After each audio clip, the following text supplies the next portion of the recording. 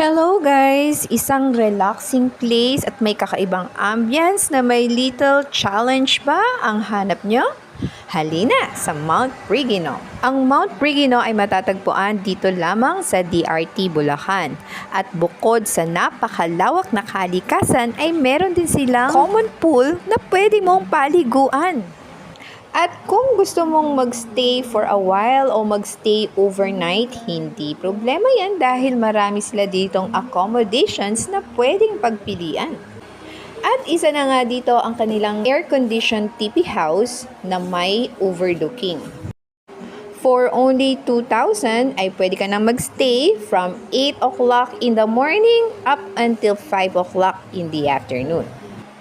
Meron din silang mga kubo house or kung trip mong mag-tent pitching, pwedeng-pwede sa tuktok ng bundok. Bago mo marating ang tuktok ng bundok ay kailangan mong akyatin ang 330 steps na kanilang hagdan. At ito lang naman guys ang nag-aantay sa inyo pagdating nyo sa tuktok. Isang relaxing at nakakamanghang kalikasan na may malamig na hangin ang inyong mararanasan. After 48 years, nakagala na naman.